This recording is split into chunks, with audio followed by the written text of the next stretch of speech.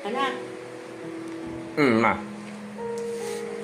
paano maliligtas ang mga tao Saan?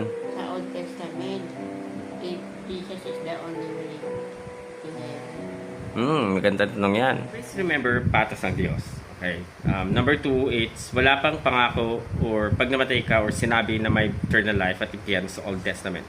Kahit saan ka maghanap, wala siya. Prophecy pa lang siya. Right.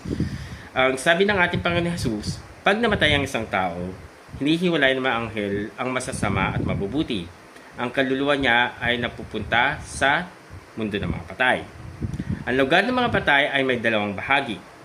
Ito yung tinatawag nating death, number 1. Number 2, it's grave, pit, or Sheol, or Hades. Yan. Nabanggit din ito ng ating Panginoong Jesus sa istorya ni Lazarus at Mayaman. Maraming ding verses sa Old Testament ang binanggit ito. Tignan natin. At sabi sa Luke 16 verse 23. In Hades, where he was tormented, he looked up and saw Abraham far away with Lazarus by his side.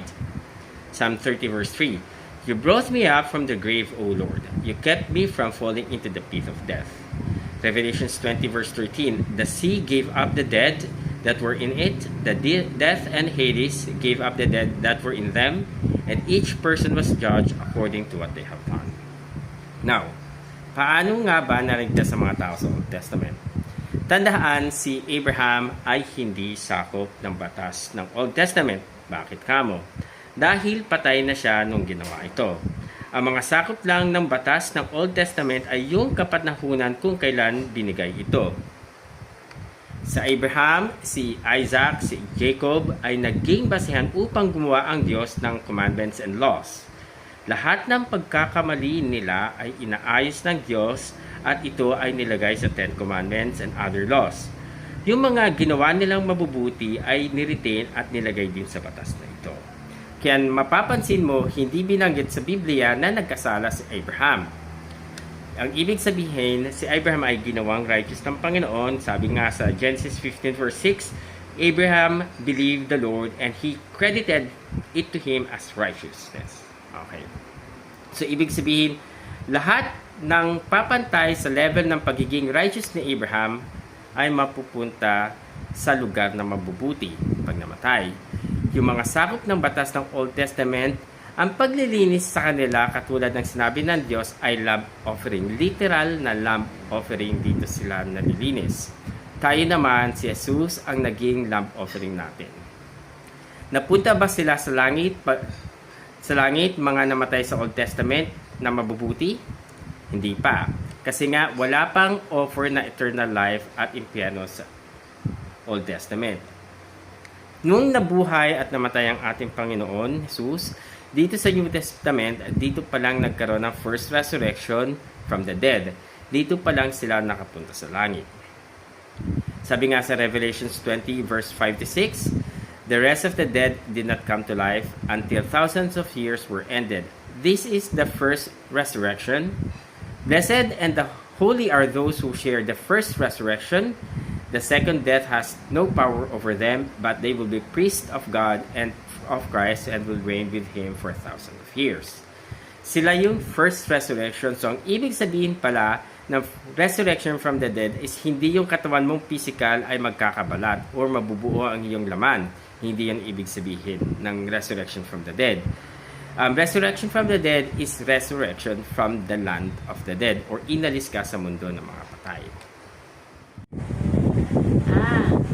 So, ang tanong, kung ang impyerno ay hindi in-offer sa Old Testament, ano ang kanilang kaparusahan? Kasi sabi mo, ang impyerno at eternal life ay binanggit lang sa New Testament. Saan sila napunta? Napakagandang tanong yan. Aba, magaling ka mag-observe. Magandang tanong yan. Ang hindi alam ng maraming mananampalataya, may dalawang parusa dito sa Biblia na nabanggit. Nabanggit ito sa Old Testament, sa Isaiah, sa Jeremiah, sa Obadiah, at sa New Testament sa Book of Revelation. Ito yung tinatawag nating cup of God's wrath. Ito ay iba pa sa impyerno. Sabi nga sa Jeremiah 25 verse 15, This is what the Lord, the God of Israel, said to me. Take from my hand this cup filled with the wine of my wrath, and make all the nations to whom I send you to drink it.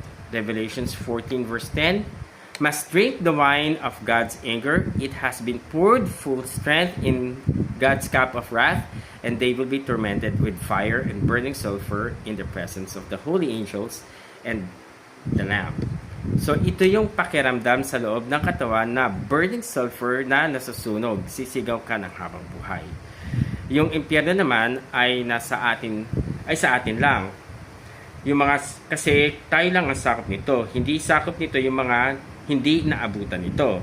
Sabi ko nga, patas ng Diyos, ang sakop lang ng impyerno yung mga nabuhay at namatay from the time Jesus have died on the cross. Okay. Revelations 20 verse 13. Ang sabi nga dito, the sea gave up the dead that were in it.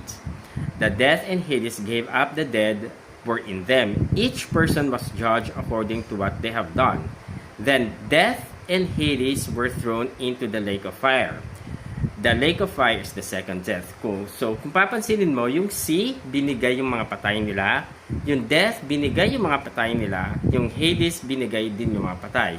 Pero pagdating dito, death and Hades lang ang tinapon sa lake of fire. Anong ibig sabihin? Nasaan yung sea? Nasaan yung patay nila? Hindi na sila pwedeng parusahan or itapon sa lake of fire kasi pinarusahan na sila. Sila yung uminom ng cup of God's wrath. Sila yung nasusunog ang pakiramdam na burning sulfur sa loob. Tinawag siyang sea kasi nga sobrang dami nila. Ito yung mga tao mula creations until the death of our Jesus Christ, or simply ito yung from the time of creations and Old Testament. So ganyan siya.